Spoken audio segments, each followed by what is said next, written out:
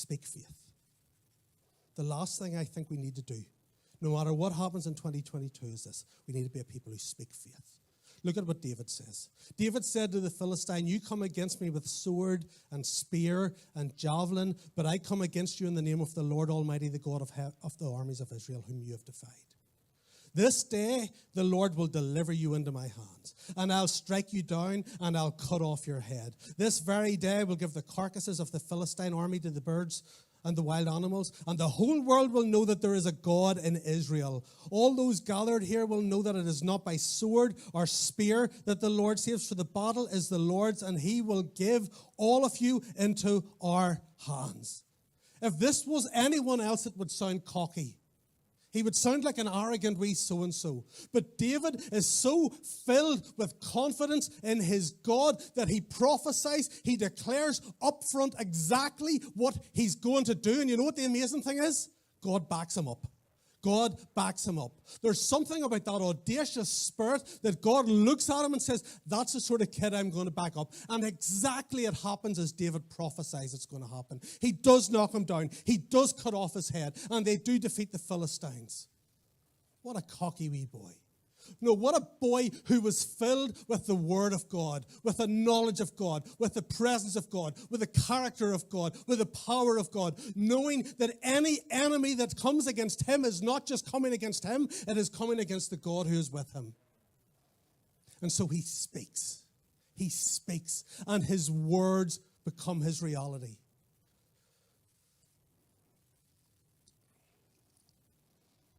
The last 2 years have been filled with words of fear and faith. And you know, there's so many people I meet, and maybe some of you are here today, and I ask, how did you find us? And they said the start of the pandemic, as most of us were church surfing on YouTube or Facebook. I said I was going through church after church, and it was negative. It was death. It was disease.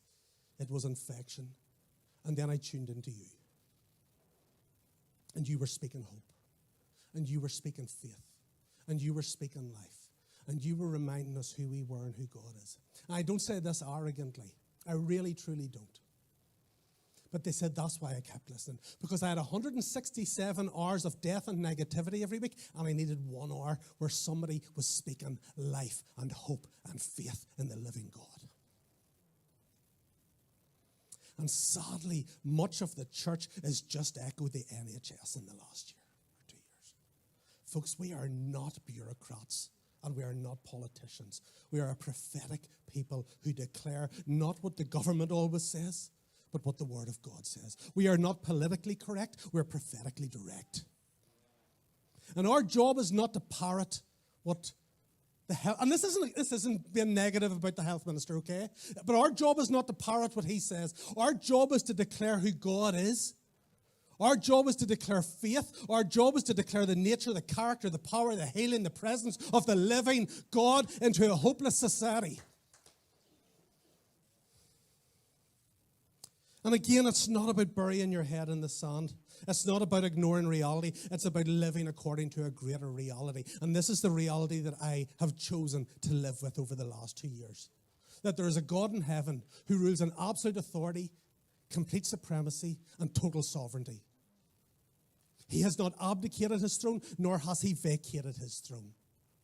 And all things, all of history and humanity are moving irreversibly towards the feet of Jesus Christ. And I am part of his kingdom, and I am filled with the supernatural spirit, and I have a glorious future whether I live or I die.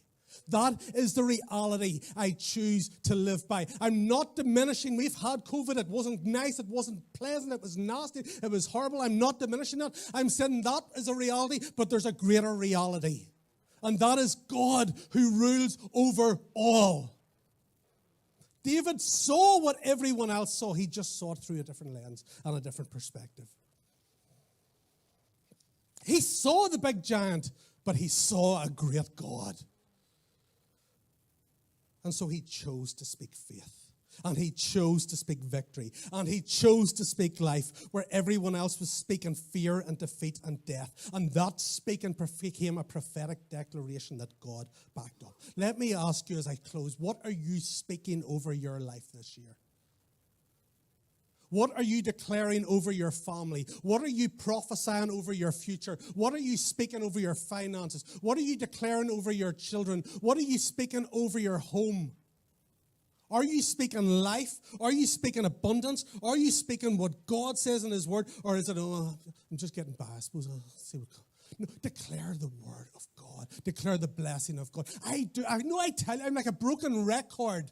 I do this every morning of my life. I declare the blessing of God over my home, my family, my future, this church, my books, my finances, my ministry, all of it. I declare the blessing of God over it. And you know what? I have seen the blessing of God show up again and again. Have I had a perfect life? No.